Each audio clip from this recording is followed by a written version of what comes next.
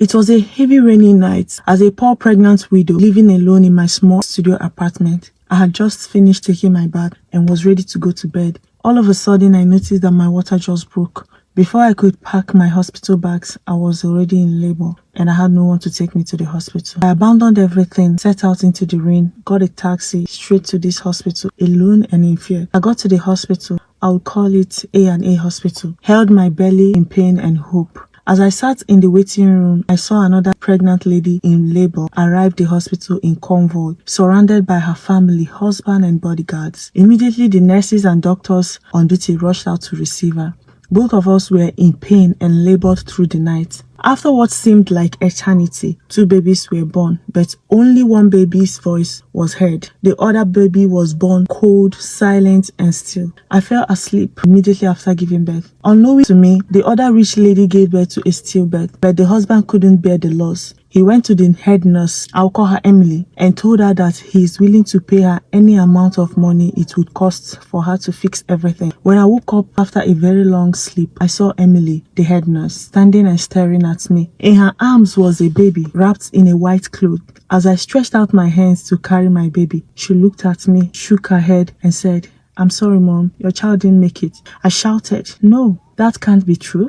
I felt my baby and I heard her cry before I slept off. What happened to my baby? I cried and wailed, but I was handed a lifeless baby with no one to console me. From my ward, I could hear sounds of celebration coming from the VIP ward where the other lady was. The next day, I left the hospital empty and broken, while the other lady left cradling her bundle of joy. 5 years have passed. One afternoon, I was walking down the street when I sighted a young girl playing in this mansion. Her smile drew me closer. Then I noticed something weird.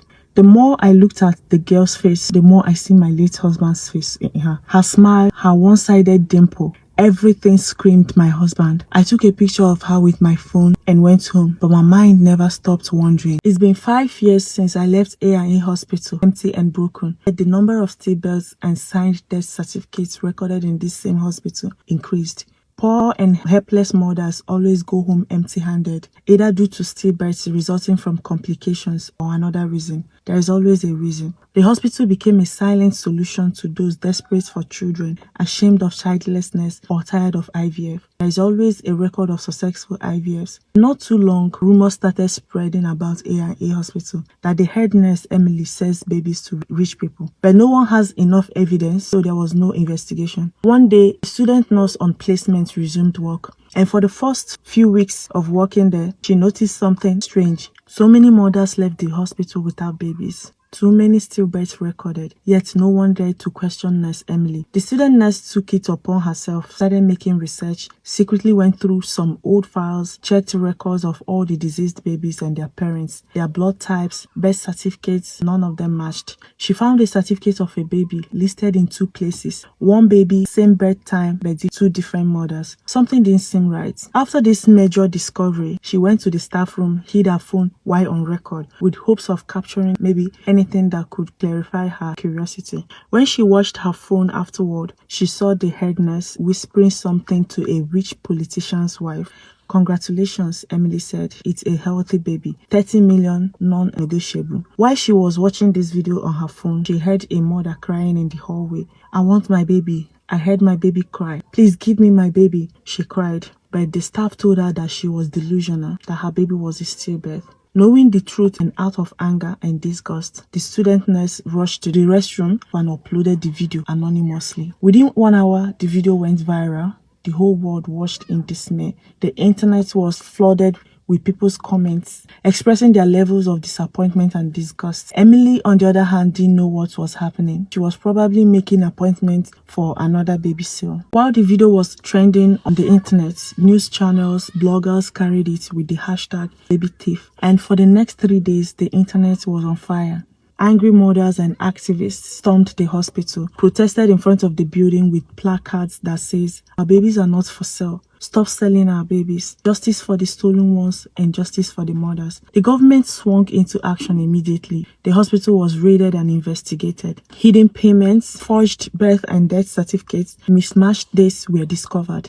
DNA tests were ordered and so many truths uncovered. And finally, Emily, the head nurse, was arrested and court case opened.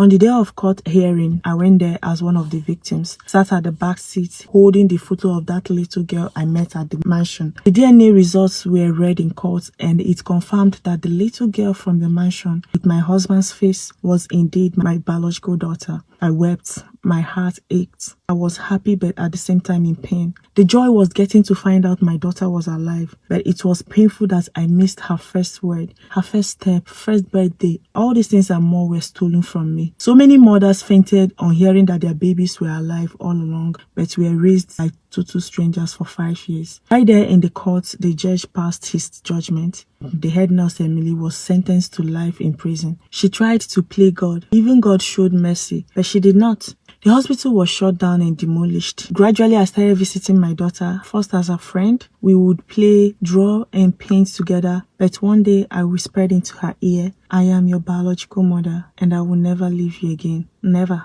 For those of you who still doubt if things like this happen, for those who still come to the comment section to ask me what's the name of the hospital, who is the nurse, keep doubting. But while you are at it, be careful so you don't become a victim.